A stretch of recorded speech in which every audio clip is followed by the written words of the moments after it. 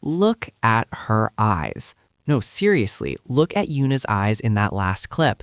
You see that tiny, almost invisible flicker? That's not a scripted nation center smile.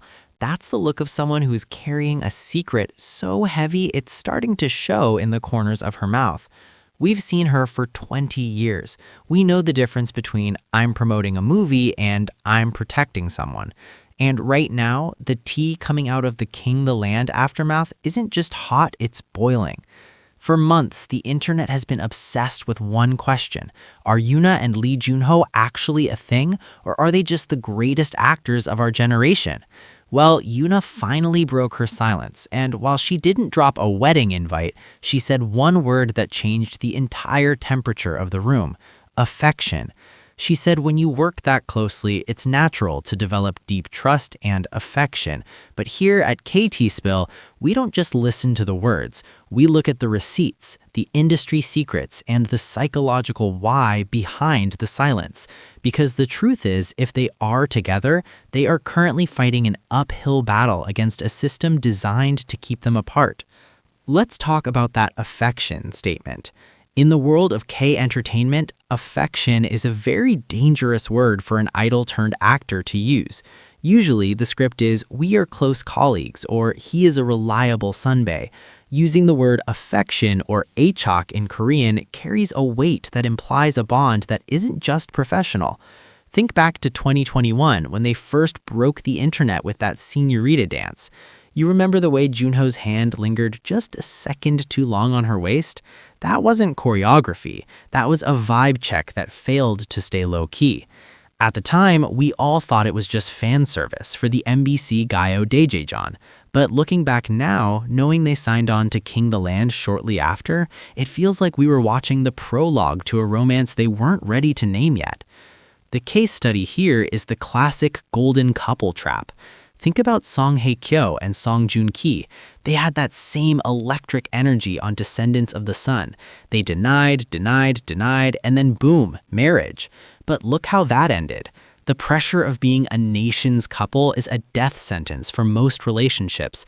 Every move you make is scrutinized. If Yoona and Junho admit it now, they aren't just two people dating, they become a brand. Their agencies, SM and JYP, know this. They know that the moment a dispatch report is confirmed, the stock prices of the companies become tied to the relationship status.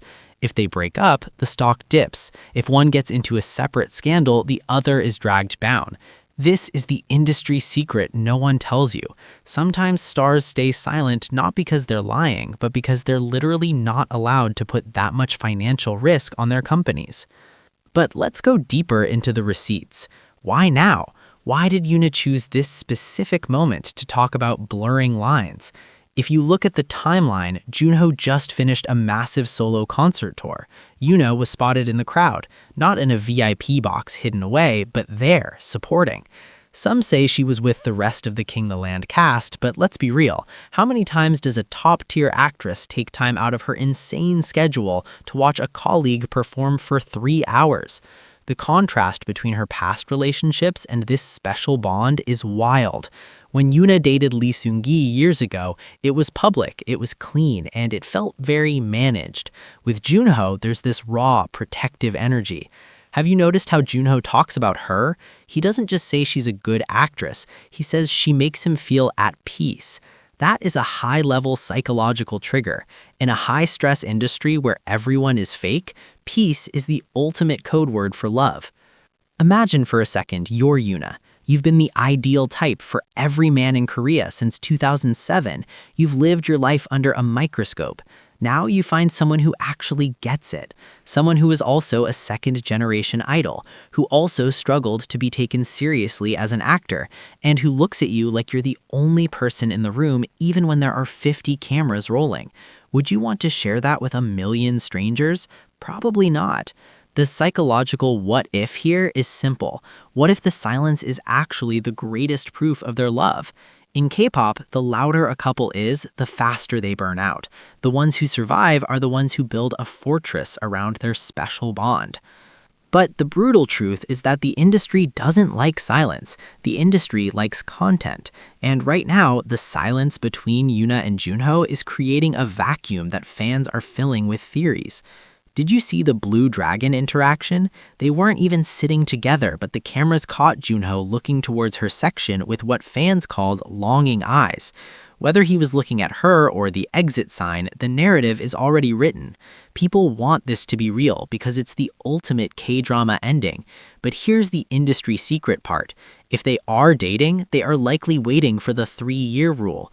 Usually, for veteran stars, agencies won't confirm a relationship until it's been stable for at least 2 or 3 years to avoid the quick breakup embarrassment. We are currently in year 2 of the King the Land fever. If we get a confirmation in late 2025 or early 2026, it fits the pattern perfectly. Look at the history of SM Entertainment's dating confirmations. They are usually very clinical. They are getting to know each other with positive feelings. But Yoona's personal statement about affection was different. It felt human. It felt like she was tired of the polished idol script. When she said acting can blur the lines between fiction and real emotions, she was essentially giving the fans permission to believe. She was saying, yeah, it felt real to me too. And that, my friends, is as close to a confession as we are going to get for a long time. So what's the real gist? The real gist is that Yoona and Junho are playing a very high-stakes game of chess with the media. They're giving us just enough affection to keep the ship sailing, but not enough proof for the tabloids to kill the mystery. Because once the mystery is gone, the magic fades. And for a couple this golden, the magic is worth more than the truth. They are the mirror for every fan who wants to believe that true love can happen at work, even if the boss says it's against the rules. They look at each other and see the version of themselves they don't show to the fans, the tired, overworked, but finally at peace version. What do you think? Is Yoona's affection the final piece of the puzzle, or is she just a master of PR? Because let's be honest, if I were Lee Junho and Yoona said she had affection for me, I'd be checking ring sizes. But this is the K industry, where a smile can be a contract and a tear can be a marketing tactic. But those eyes, you can't fake the way her eyes softened when his name came up. That's the human mirror right there. We've all been there, trying to act cool when someone mentions our crush, but failing miserably because the heart doesn't follow the script. Stay tuned to kteaspill, because as soon as the next receipt drops, we're going to be all over it. Whether it's a coincidental vacation photo or another affectionate interview, the truth is coming out. It always does. But for now, maybe we should just let them have their special bond in peace. Or not. Let's talk about it in the comments. Is this the real deal or the best PR stunt of the decade? Don't forget to like and subscribe for the juiciest, unfiltered K-drama tea. This is kteaspill, where we don't just spill the tea, we boil it.